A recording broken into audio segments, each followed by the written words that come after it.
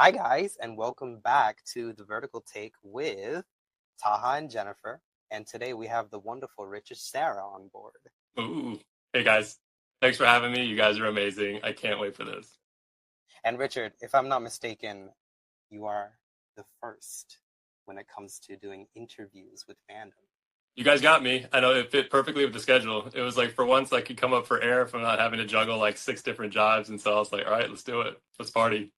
Well, we're very happy. Awesome. And we appreciate you for taking the time to do this with us. Of So, course. yeah, we're going to Of have course. fun.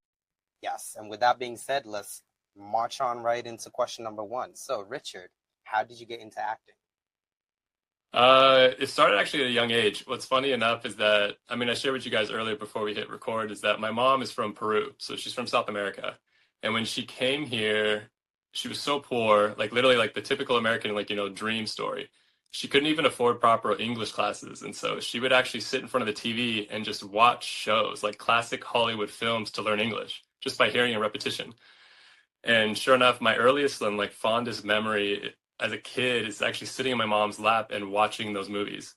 And so I watched a million times over Steve McQueen. I watched a million times over The Great Escape and The Magnificent Seven, like really, really classic, everything that you would see on Turner Classic Movies. I saw it a million times over with my mom. And funny enough, I actually ride a motorcycle now because of watching Steve McQueen, the famous scene from The Great Escape where he's trying to jump the barbed wire fence. Yeah. I have a BMW R9T Scrambler because of that movie. Nice. It's like I just basically thought anybody who's cool like Steve McQueen has motorcycles, so I learned when I was older. I was very inspired by it. But I fell in love with movies then. Okay. Awesome. So, Richard, of all your roles so far, which one has meant the most to you and why? Oh man, I've done a lot. You have. What was so interesting is that I always think that the first one that brought me into this vertical world, a little bit of what we were talking about earlier, it's a different world completely. So I was actually shooting a guest spot on the show Grownish. I was in the Manhattan Beach studios, so where they filmed The Mandalorian, where they filmed Avatar, actually. So it's called The Volume. It's got these ginormous, like 10-story tall LEDs, full 360 around you, and an LED roof. In fact, they have to like open the Bombay doors for you to walk in with the other actors, and then they shut it behind you because it's full 360 experience of LEDs. And they have a bunch of these like, techie nerds that are in the corner of the soundstage that will literally go, boom, you're on Mars. Like, boom, you're in the Millennium Falcon. Like, that's the amount of crazy tech that you're on whenever you go in and you film anything in The Volume. And so I just got done shooting that. And then I get a message from my manager and agent, and they're like, you just booked this thing called The Billionaire's Baby Bargain. And I was like, okay, sounds good. I guess I'm the lead. I'm going to go show up and they shoot, and they move quick on this one. Yeah. But it was a whole new world because, like I said, I just got done shooting in The Volume at Manhattan Beach Studios. And then all of a sudden we're going to show up on set, very guerrilla, very lean, and aggressively. They shoot average like 12 to 15 pages a day. Mm-hmm. And so we're talking like, not to get too crazy, heady with it, but like you're talking about legacy media, legacy, how you try and maneuver and strategize career-wise in the legacy business model. I'll even admit that some of the reps and some other people in my world and in my circle were like, dude, don't do it. What are you doing? Don't touch the vertical space. Right? It was so new. It was so niche. And I don't know, Taha, maybe you understand this more because I looked you up. You have an MBA, right?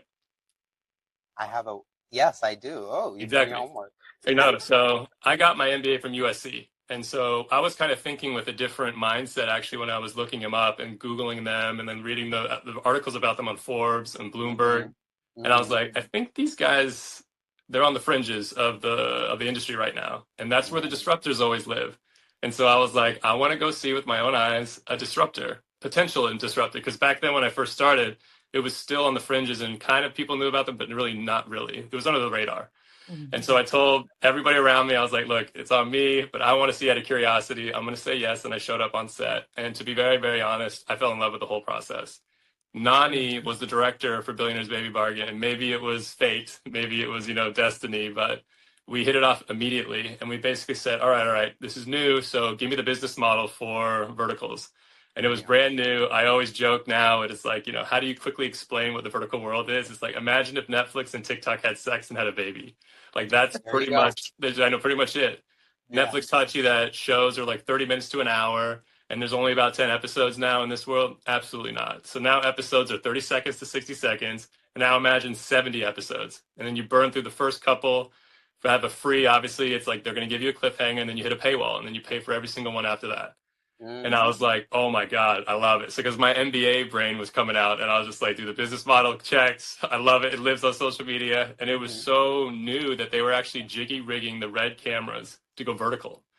So they didn't even have the hardware yet. They were just kind of jiggy rigging them to go vertical. And I was like, dude, the distribution model goes through your phone. Oh my God, I'm eating this up. Let's go. And so ever since then, I've kind of like rode this wave of the vertical world, and it's been so much fun. Amazing people that are working on this. Like the ability that they have to bring in like certain amount of people, and certain people that you get to like continually work with are amazing. So I love it. I basically dipped my toe into it first with Billionaire's Baby Bargain, and now I head first just dove right into the deep end. It's been great. No, awesome. I like to say it's the soap operas for Gen Z. Yep, that's another one too. Yeah, that's what I like to say. So with all that you just said, I'm going to skip the third question. I'm going to come back to the third question, but I'm going to go to, so you've been in other things like Blood and Oil and Being Charlie and things like that. How is filming those different than like verticals? So we kind of addressed that. You're right. Like I was just going off on my little tangent, but when you show up, let's just do a page count first off. So if you're in the normal world, horizontal world, I know it's so weird to say that. There's horizontal legacy business models, and there's vertical, which is the new one. In the horizontal world, if you're getting aggressive, like we're talking aggressive, you're shooting about 3 pages. 4 if you're getting super aggressive. That is like unheard of. You will shoot that within the first like 30 minutes to an hour of landing on a vertical set. You just blast through these pages. It's crazy. And so in the horizontal world, once again, there's setups, the DPs, they have all this entire crew. We're talking like hundreds and hundreds of thousands of dollars a day to operate in that world. He did Blood and Oil, where he was an ABC pilot. So he got to hang out, Don Johnson, Chase Crawford, like all these big names that you would recognize whenever you're walking, hundreds and hundreds of extras. They put me as like the best friend for Mike. You could probably see the scene too if you just Google it or whatever. But I'm doing that. We do our scenes, and then all of a sudden, all right, cut. Put us back in the green room, and we wait hours for the next setup, hours for the next, moving the next location and stuff like that. Whereas in the vertical world, you would literally get carried. So the first ADs are like your best friends, if not like your worst enemies on vertical sets, because they are just shoving you around, moving you around. You're like, all right, the next setup's already done. We're ready to go. And choreography, blocking, boom, done, action. We start going. Like it's very, very quick. So I think the biggest difference that you could probably, feel is speed. Speed is the difference with the vertical world. Yeah. Okay, so going back to what I was going to ask was, what roles did you find that was most challenging and rewarding? Got you thinking. I think I kind of addressed this when I was on the podcast with the other boys, Aaron and Jeff. But I was saying, it is nice whenever you do these like leading romance, like, obviously you're the lead guy, you're the love interest, and there's kind of like I wouldn't say a box, like it feels too restrictive, but there's a certain like, amount of stuff that you can do that's still true to the character, and you stay in that lane, kind of, so to speak. Yeah. But man, when you play a villain role, all like, basically there's nothing you can do that's wrong. Like anything goes. And I think I did my first true villain one on my last one, Sadness Knows No Boundaries. And I kid you not, like the director basically just said, you have the green light to do whatever you want. And so I did whatever I wanted. And it was fun. It was great. Haley was just like laughing off screen and stuff during my close-ups, or even when we were interacting on stage. She's like, you just do this, so you're so bad and so good at this. You're so good at being bad. She's like, you're so good at being evil. Because it's just so much more fun, to be honest. It's like you get to play with every single layer of a character, all the different, they call it in acting world, they call it tactics. Like, you change your tactics and your different motivations and your actions. I'll talk about like, you get to use the entire piano keyboard whenever you play a villain. And I would actually argue that anytime you go and you do anything, I mean, like I always use the example of The Dark Knight when I try to explain this. It's like that movie is so amazing because when you have a character like Batman who embodies everything that's good, and you're like the lead, and you're like, you have to have someone just as strong, if not scary enough, stronger than you as the evil guy, because now you have real tension, now you have real drama, now you have Batman having to basically overcome insurmountable odds. If you have an evil character that's like, if you're paired off with the good guy with a bad guy that's just basically nothing, and it doesn't give you anything, like, it just, the whole entire movie falls apart. Yeah. So Yeah. the movie's only as good as its villain is like, the argument, because it adds that dramatic tension, it raises the stakes. So Yeah. I love villain characters. I love them to death because you just do whatever you want and they're fun. Hey, that's how you're meant to explore your acting career. That's right. That's right. Gotta do And I what you think gotta like it has something also to do with like when you see like an actor, such as yourself, that is always tends to play like the good character, and then it seems like when you're the villain, it just it goes so much deeper because it's like, oh wow, he's got depth there. And like everybody has that in them, so you just got to release it. And I almost feel like Exactly. it's like Westworld did this so beautifully. I always like love going down the rabbit hole whenever you talk about that HBO drama, which is I think the first season was like perfect. That's how much I loved it. But essentially the question that it asked is, in the real world, are you truly yourself? But then when you enter Westworld and you go into a fictitious world and people are actually being evil to these clones, they're like ripping their heads off, they're doing like unspeakable things to them. Is that actually who you are? When you have no consequences, when you can exist in a state whenever. So like, where are you truly living as yourself, your true self? And so I love that hypothetical question. And so it's hilarious whenever you get to have like no holds bars and you get to enter into this character where you can literally do anything. There's like no consequences to it. It's fun. Because like, where in life can you do that? Nowhere. Yeah. No. Only in Westworld. Yeah. Yes. So Richard, you have played some emotionally heavy shows. How do you tap into those characters and emotions to play them? And what do you do afterwards to like ground yourself? I love that question because I think a lot of people see it now and they see like the strength that I have to like immediately cry on cue. I'm very like, in touch with my emotions whenever it comes to like, performance and character and where I want to reveal certain things. It's almost a joke to the point where we can like take bets on set, like, for this take, I'm going to cry out of this eye or this one. And then, like, that's what I'm saying. To that level. But I will admit it wasn't like that. I actually grew up playing sports a lot and I grew up in the Midwest. And it's like that kind of upbringing that I had was very much, you don't show your emotions, I never cry. And so it was almost like this like hindrance that I had growing up where it's like being in touch with my emotions actually wasn't a strength of mine until I went to NYU. So at Tisch, actually, I always make the joke, like, conservatory training is like therapy. It's like, and so you actually get to learn to open up, use the vernacular of actors is like open up your instrument, learn how to access those emotions and those triggers for yourself. And now I actually turned a weakness into a very, very big strength of mine, which was my access to all those emotions. And a way to kind of bring myself back to reality and bring myself back, I always go back to my family. Like, it's interesting, like, no matter how dark we got or how crazy things got on set and you're miserable, it's 12 hours. You just burn through like 15 to 20 pages. You're really, really worn out. Then you go home and of course I open the door and then I hear, Daddy. And like, my kids come and like grab me and stuff like that. And they wrap me up. There's probably nothing else in this life that can recharge your battery so quickly as that. Yeah. Absolutely. So, Richard, how do you balance both being a performer and a creative executive? Oof. You don't? I mean, you just do it. I always go down this rabbit hole with my wife because it's like everybody's idea of balance is different. So some people balance is 50-50. Some people's balance actually is like 60-40. Some people 70-30. I think if I can, if I had literally no restraints on me, I would almost be like 100-100. Like, I just go full steam ahead on everything that I do. And so I like to think that whatever needs to get done gets done. And then my wife actually has the ability to kind of remind me, it's like, all right, we're done. Because I could just keep going. I'm like the Energizer Bunny. You just like wind me up and I just go forever. I'm just like, all right, this needs to get done. This needs to get done on the to-do list. But then all of a sudden it's like, no, time to put it down. And then switch gears, I like to say. So I switch gears into like dad mode. And I could be at home with the kids and watch a show or help them with homework or even just play baseball with my son. Like, it's those kind of things, or even draw pictures with my daughter.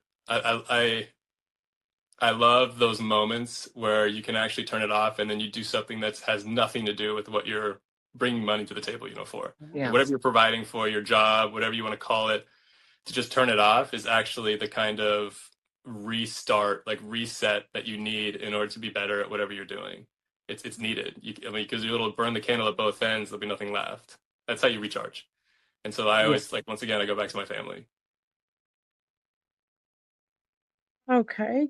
So, and I think you already answered this.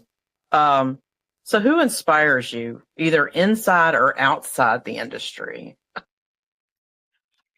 So I grew up, like I said, I grew up an athlete. So I played a lot of sports and I played basketball a ton. So I always look towards professional athletes as like kind of like these inspirations in my life.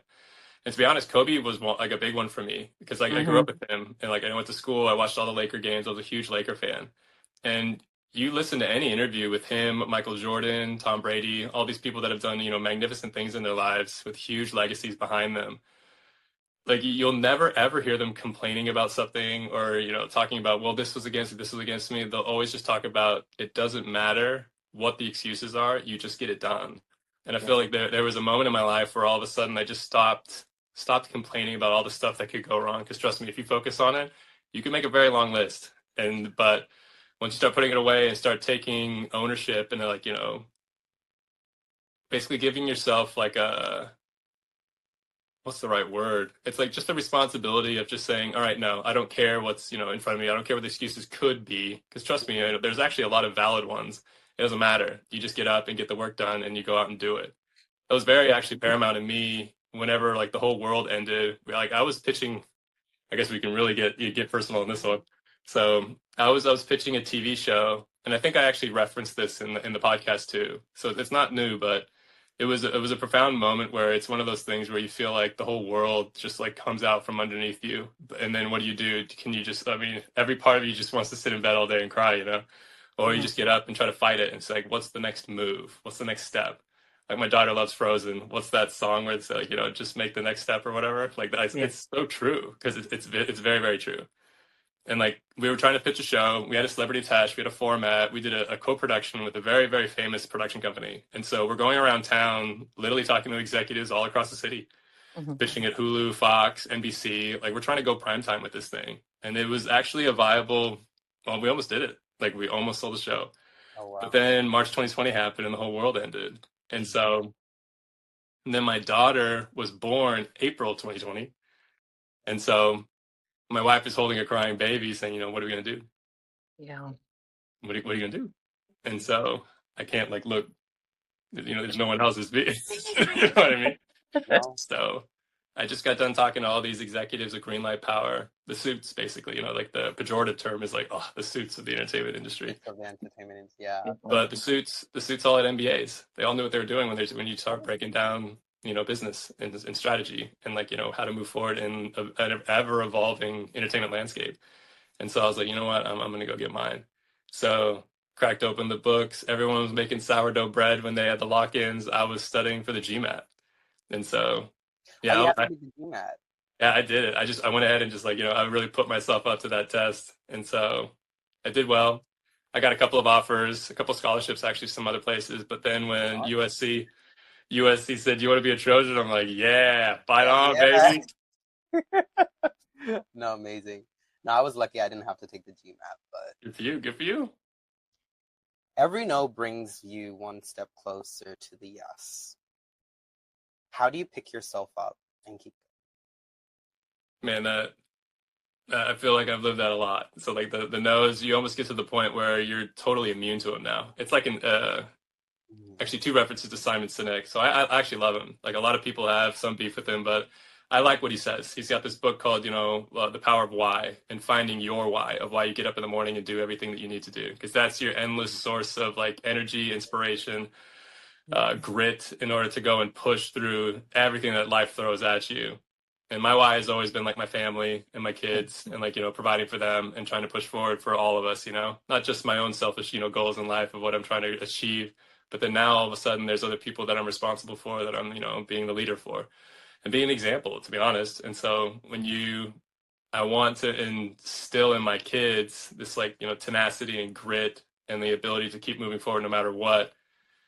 That in that inspired me not only from outside, like, athletics and stuff like that, and famous athletes, but actually, to be honest, to be very, very honest, it was my own mom. My own mom, whenever she came from Peru, I already told you the story about not knowing any English or anything and having to sit in front of the TV and just learn it. Once again, you don't have a teacher, you don't have like a curriculum, you don't have anything. It doesn't matter. You just do it. Yeah. Yeah. And that was kind of the mindset that my mom had.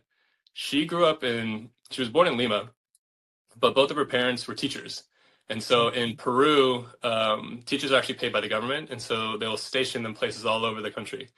And so because it was two parents with basically teacher doctorates and stuff, they actually put her way up in the middle of the hacienda, like the Andes, like way at the top, these little villages in the middle of nowhere.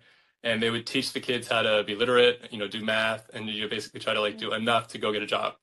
And so she's living with them literally to the point so remote that you're taking showers like in waterfalls. Like that's how remote they are. But my mom always had this dream that she would say, I want to go to America. I want to go to America. Imagine verbalizing that and actually saying that out loud in this tiny little village way up in the middle of the Andes where no one even knows how to speak Spanish because they speak Quechua there, let alone Yeah. English. You know what I mean? You get made fun of, you literally get, derision. Like everyone was just like, oh my God. And they would just like make fun of her all the time. In spite of all of that, she got herself here because she always wanted that dream for a better life for her kids. And so it's always been something that's like deep in my blood, even. It's like in our identity, coming from immigrants, especially, where you will look at insurmountable odds and just know that you're just going to get through it and you're going to, overcome them because you see it behind you and you see it with your own self. And I want to have that for my kids as well. Amen. So your latest vertical seemed to touch on a darker theme. Do you prefer these over romantic ones? Prefer, I don't, that's a strong word, but like I do enjoy I enjoy new tones and I enjoy new genres and I enjoy playing like new different characters. So yeah, like we referenced before, it's fun. It's fun to do the lead stuff. It's fun to have the romantic stuff, especially when there's a unique twist to it and like a unique storyline. There's a new one that I actually shot that's still in the can being edited and it's going to come out soon. It has a beautiful new take on the flip side of it. So they're actually taking kind of like, where I would be the lead and I would be like the almost the reverse so I don't start off on top. I don't start off as a billionaire. I don't start off as, the CEO. I actually come from the bottom. I'm nobody. I'm an assistant and I have to actually start from the bottom and get, to come to the top. And so it's actually a unique storyline where whenever I was on set and obviously when I started interacting with the other lead characters and then obviously the director, I was just like, this is cool because it's different. It's new. So it's like there's something where all of a sudden it's earned when you go and you have like the big, beautiful send off at the end where you become the CEO, you become the billionaire, you become everything. You don't just start there. So I actually love you're taking the same genre where you are the romantic lead, but now you're changing it. So that's what I love. So as I think about prefer, I just like, whenever you change things up and I get to go and use more of the keys on my piano. Perfect answer. So will we be seeing any more romantic movies in the future? Oh, for sure. I already have them. I already shot them. So they're coming out. Jennifer. Some of them have a new twist. Some of them are still the old way, but yeah. We need some light-hearted Richard I know. verticals. Oh my God. Everybody, whenever I post stuff and I was trying to push sadness, knows no boundaries, they're just like, oh my God, you're making me cry again. Stop it. Like, stop. Right. Promise it's not me. Yeah.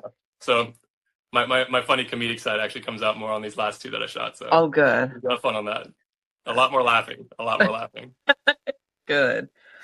So going to like, I guess your family and things like that. So how does the industry impact your home life and how do you balance the two? Once again, I don't think I balance it. I think it's like it's gonna be more of entertainment stuff, when I'm shooting, even doing like night shoots and stuff like that, because you just basically, kiss your kids goodnight, and then all of a sudden you report to set. Because we were doing stuff as late as like 4 to 4, 5 to 5, which starts at 5 p.m. and then you go to 5 a.m. because you do 12-hour days. And so, yeah, like, and when you get home, you're just wasted. Like, you just have to go find like the farthest corner of the house and just pass out and try to catch up. Because then, of course, you've got another set day. So Yeah. whenever you're filming and stuff like that, things get a little bit wonky and kind of go out of like, a balance. But then once you're done, you can kind of try and find equilibrium fast. Or I like to, do the pendulum swing too, where it's just like, all right, I just spent the last week and a half to 2 weeks filming crazy hours. I was trying to be as good of a dad as I could in between those little, times of, free time. Now it's all family time. So Yeah. then all of a sudden you take a vacation, or, you spend more time with them, stay at home, take them to school and do stuff, or show up for lunch, or like even just check them out. Like, I'm very, very big on just like, showing up, check them out. Let's go out to eat. Let's get some fun. Having Yeah. those beautiful moments together. That's amazing. So, Richard, how has becoming a father influenced your perspective as an actor?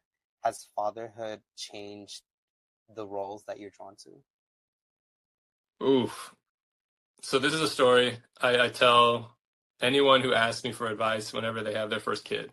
So whether like, they're pregnant or their partner's pregnant and they're just like, all right, Richard, help me out. You got 3 now. So I'm like, um, I swear to God, whenever Maverick was born and I got to hold my son, it was my first one in my hands for the first time. I like, to this day, I still remember like it was yesterday. I felt parts of my heart that I never felt before. There's this swelling of your capability and like ability to love that just gets like awakened, actually, like whenever you hold like basically someone that you're responsible for 100%. And it's still new. It's so fresh and new that I remember when we left the hospital and they handed us Maverick, I was like, are you sure? You keep looking over to make sure like an adult is in the room who's going to take him. You know what I mean? It's like, no, you're the adult now. It's like, this is someone you're Mm-hmm. responsible for. And I'm very, very honest about that, because when the first, like, even 6 months with your first kid, you always feel like, all right, when's the adult going to come and, like, basically take charge of the room? It's like, no, that's you now. Yeah. And so there's this like ability to like I said, I think Ryan Reynolds, made fun of it in a very funny way, where he was just like, he used to think that Blake Lively was like, the love of his life and he would do anything for her. And then he realized when he had his daughter that he would use her as a human shield if anybody was shooting at the daughter. You know what I mean? It's like there's this like special and unique love for your children that, is just unmatched with anything that I've ever done in my life. And so those new capabilities and like that ability to tap into something that's so profound, I feel like is something that only gave steroids to my ability to like access emotion very freely. And it would access just like a snowball effect or like a waterfall of emotions now after I started having kids. Yeah. Yeah. No, it changes something in your heart. Absolutely. You're right. Change your DNA, literally. Yeah, definitely. So, Richard, does your experience as a dad help you tap into certain emotions on set? And has your child ever or unintentionally inspired a moment or reaction on set? I think my ability as a dad, actually, to be honest, it translated very, very quickly and in a good way to whenever it was the first time, I think it was the first time I ever had children on set with me, was Mommy Don't Cry, Daddy Is Sorry. So there's 2 girls. I don't know if you've seen it. So when I Mm-hmm. say that there's Mm-hmm. like a fake Ellie and a real Ellie, that Yeah. actually means something to you. Okay, good.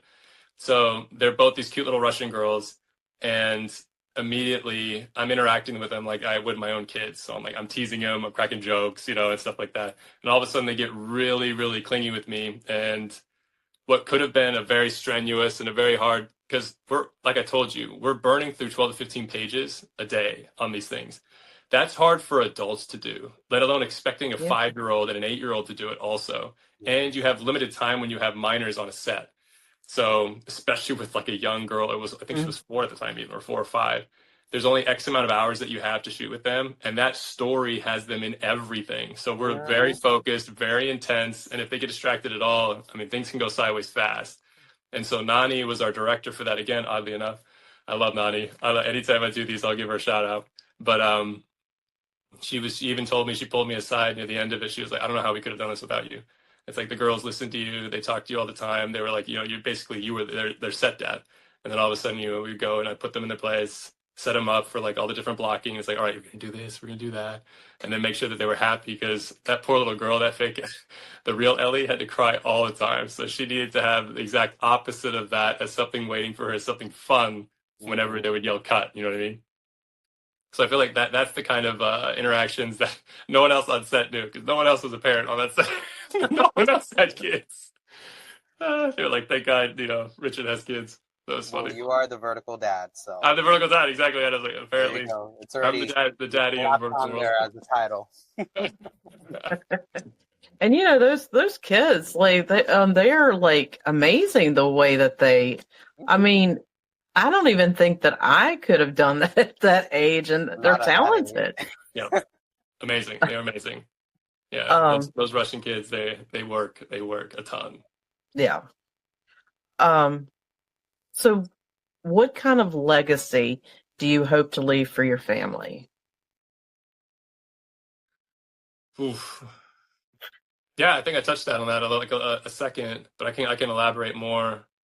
I think it's always been this shining light for me, like the struggles and the insurmountable odds that my mother had to overcome in order to achieve what essentially was her dream.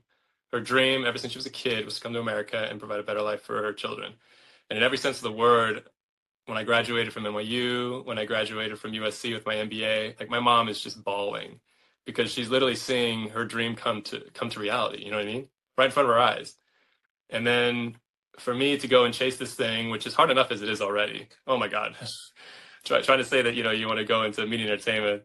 That's the fastest thing into like, everyone rolls their eyes. Everyone's like, oh, really? Okay. So like, what are you going to do when you grow up? It's like the joke. So when you grow up, what are you finally going to do? And then you find success in it, even to the point where, you can actually pursue something and provide for a family. Oh God, it's been great for me to see with my own eyes, like what happens when you do throw everything you possibly have at something and chase it. And like, I always use the analogy of like sprint a marathon where it's like, you don't have the checkered flag, or you don't know where the finish line is actually all the time. You never do, but you're willing to get up every single morning and sprint. And so that's something that I wish that I got to see, that my kids could leave behind with me, was that grandma had a dream, chased it, it came true. Dad had a dream, he chased it, it came true. I can chase whatever inspires me or I'm passionate about in life. And you know what? If you throw everything you possibly can at it, it can come true. Yeah. Absolutely. No, absolutely. Amazing. So when you're not working, how do you unwind or stay grounded? And I think that's probably been talking about that. Yeah, the wife, if it's not with the wife and kids where we stay up absurdly late, and we shouldn't be because I need sleep. Yeah. I realize it's like, oh God, it's 2 a.m. and like I need to go to bed because I need to get up at 6. But like immediately I try to pass out. My wife always makes fun of me too because it's like, because I try to like, work nonstop and I do overwork myself. I need to put my foot off the pedal a little bit, but I can literally fall asleep anywhere. It's like on a plane or like on a couch or anything. I'm just so exhausted that I'm just like, all right, it's time for me to clock out. I'm clocking out. I'm gone. I'm just gone. And so thank God I don't snore. She doesn't say I don't snore. I don't do anything like that, but I'm peaceful, quiet, but I am out. I'm out. That's how I stay grounded, is when I'm out, I'm out. When I'm not. So no family movies. No, that's why we're staying up so late. I watch family movies. We have family movie nights. Amazing. It's so great because we got these cute little popcorn holders for the kids, so they each get their own little mini popcorn holder, and they get to choose the movie. So yeah, I'm making fun of the fact that I pass out anywhere, but yeah, like why I'm staying up till 2 a.m. and not sleeping is because we're doing so much family oriented stuff. And then my wife, we always like to watch our shows together. So when the kids are down and they're actually put down, no matter how long that takes, because I don't know anybody with kids on this call. It's like it can take a while sometimes. You finally get them down, and then you got to have the one-on-one time, and so you have to remember why you fell in love in the first place. So that takes time, and you can stay up. As fun as it is, you could do movies, you can do comedies. She loves comedies now because she just like, we want to laugh together and just be happy. Yeah, and forget that it's 2 a.m. and we need to be in bed. And then do you guys watch your verticals together? Oh no. Oddly enough, she loves them. She loves watching. She thinks it's funny. They're so funny. And she's actually best friends with everybody. And so we did a couple of these red carpet events with Real Shorts. and she came too. So I don't know if you know, but she was a Disney princess, and Okay. so she shows up on the red carpet. All of the leads that I would interacted with, like Daniela, Sarah, like all of them would just like rush over and they're like, "Oh my God, you're Jessica. Richard talks about you all the time. You are a prince." She is like, I mean, she's just like breathtaking when you see her in person. And so it's just like, he's like, "You didn't play. You are a princess." And so they're like best friends, all of them. It's great. It's like the same way that there's kind of like this unique sorority of Yeah. princesses in Disney. There's the same unique like sorority of the vertical girls. It's like if you do verticals and you've done the leads in there, and it's like there's like this unique, like I call them fraternity because of me, but like the girls have like their unique sorority where Yeah. you only know if you're in them, and you only know if you're in that world. And so yeah, it's like this immediate bond that they have with each other, and it's cool. It's cool to see. The guys have it, the girls have it. It's awesome. Yeah, because like I mean, just going off like social media and stuff, you always see like everybody just hanging out with each other, even when they're not on set. Yep. And yeah, and I mean, and it's good because there's no like competitiveness. Everybody's working for the same thing. I mean, so yeah, that's There great. is like a cool. I made fun of the leadership of Real Shorts. I was like, you're basically assembling your Avengers of vertical stars. Right? Didn't think of it that way. Yeah, it's like the Avengers of them. So it's cool whenever they do the red carpet events and you get to see the other guys. That's why I love Bro Talk so much. When I did the episode of Bro Talk, they asked me if I was interested. I'm like, hell yeah. Because Yeah. there's no other series where I would be able to interact with Aaron. There's no other series where I would be able to interact with Jeff. The Yeah. leads. And so the fact that we could show up and then I'm sure everyone saw it. Like we're just broing out and hanging out and just cracking jokes the Hmm. whole time. Like it was fun. I remember the editing team last time I was on at the corporate office, they like pulled me aside and they're just like, dude, that was the most fun editing your guys' bro talk because there's so much content of us just like cracking jokes, making each other laugh. It's like the whole editing team and they're like editing bass with their headphones on and just like laughing. It's like it was fun. It's cool. Amazing. Well, that's the Real Shorts family right there in a nutshell. Yeah. I got some cool people there. Very, very happy. Amen. So, Richard, what's something people would be surprised to learn about you? I think people are surprised whenever they find out that I have a wife and kids. I think that's the number one thing because they think we're all just bachelors, like all the guys that they see Yeah. these things. But then another thing would be actually is that I have an MBA. So like I remember it was so shocking whenever I was doing the first couple of series, and I mean they took off, they went viral. Like I mean my very first one, Billionaire's Baby Bargain, it went nuts online, and then I was talking to Nani about it because, like I said, we kind of reverse engineered the business model, and we're like, all right, so how do we artistically, like, do operate in this like constraints? So I don't know if you want me to get philosophical about this, but I always make the argument that like true artistry, always exists with some constraints. In fact, like the worst thing you can do to an artist is just tell them, "Oh, just be an artist, like just do whatever." You're like, okay, so like, what's the why, where? And you're like, no, just do it. You're like, that's the worst thing. Like, you have to give them some parameters and give them some Yeah. constraints, is what I call them. So true artistry comes from when knowing what your boundaries are and what your constraints are, and then you can be artistic in those constraints and actually like, rise above it. And I feel like that was the thing that me and Nani did so beautifully with Billionaire's Baby Bargain is that we took the script, which is actually pretty good, and then we took the constraints of the business model of what it was, and then we kind of artistically delivered. And it just went nuts. People reacted to it like crazy. So, guys, to summarize that, he's good at acting, he's handsome, and he's smart. Yeah, for you all. I know. I got lost in the last one, but it was like the MBA was so crazy because we kind of broke it down. It was so unique that actually the CEO of the company came and visited me on set for the next one. He came straight up to me and shook my hand and he was like, "I think you're my only actor that has an MBA." And I was Wow. like, yeah. And I was like, and also this is such a new industry and a new space. And I kind of was breaking down what the old legacy model would tell him to do. And I was just like, you can operate with the old chains of the legacy thinking, or you can be a true disruptor like what you're doing.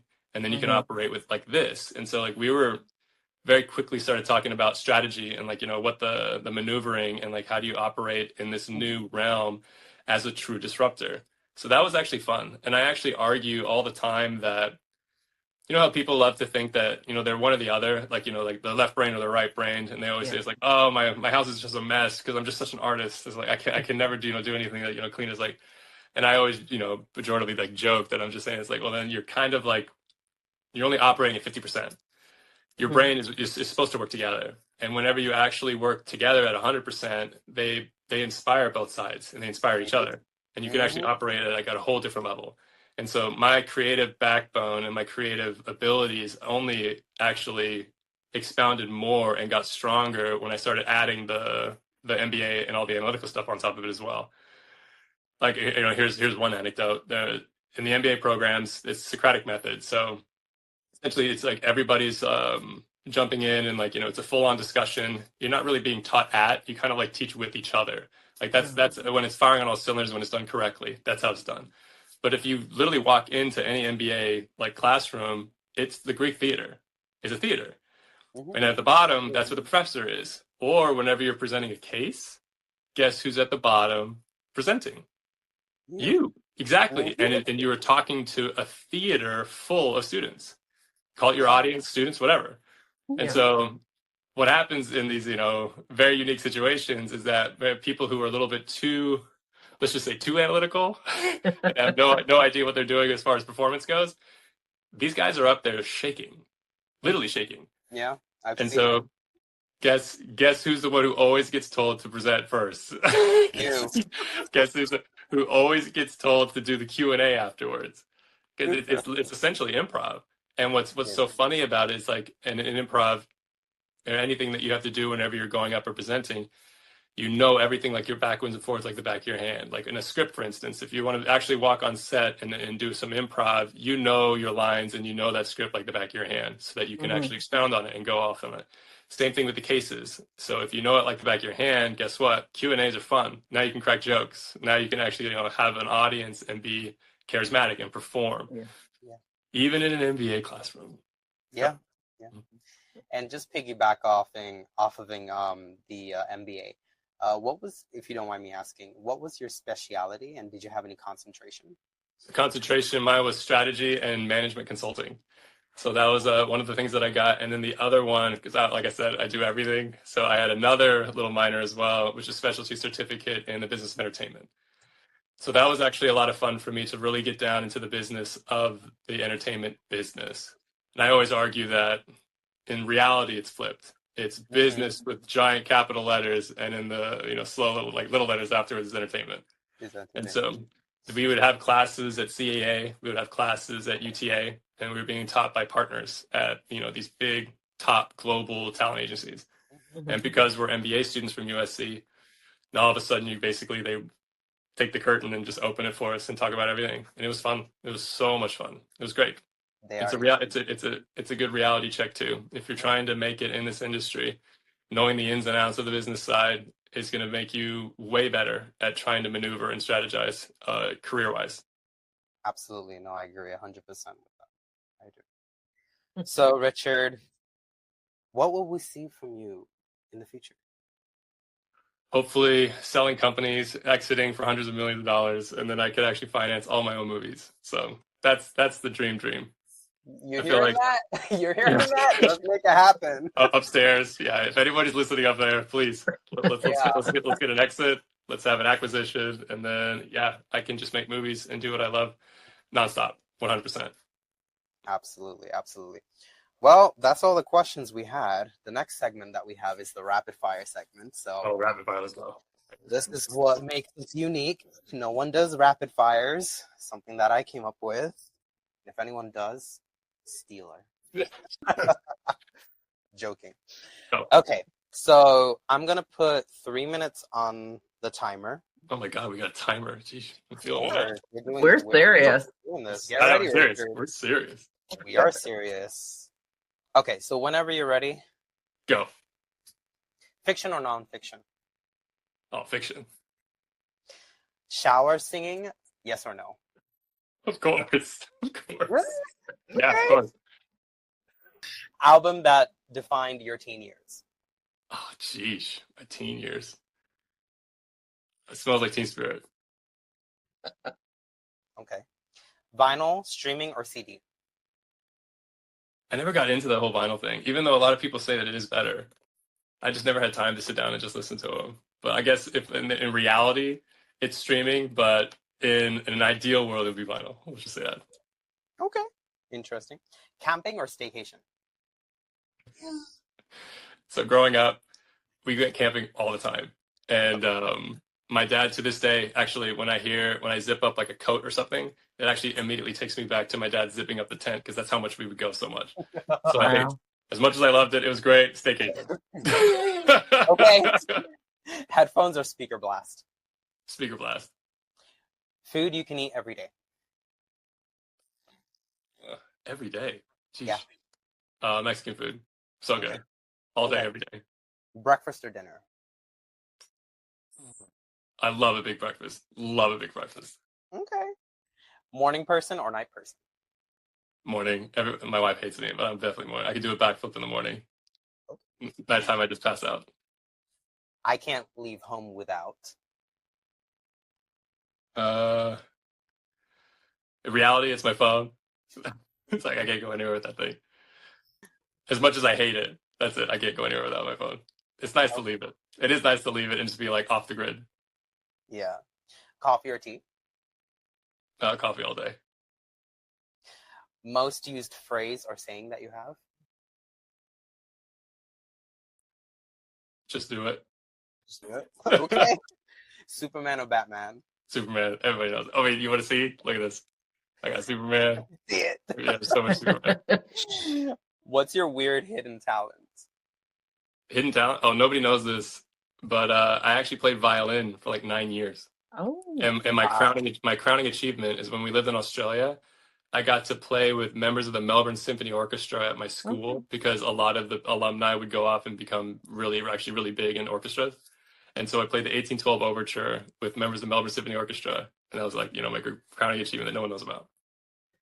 Timer went off, but I have a few more. A few more? Elaborating. I'll continue. Let's go. I got another, 7 minutes? Then I gotta go. But yeah, let's do it. Oh, yeah. City or country? What'd you say? City or country? For what? Do you prefer the city or the countryside?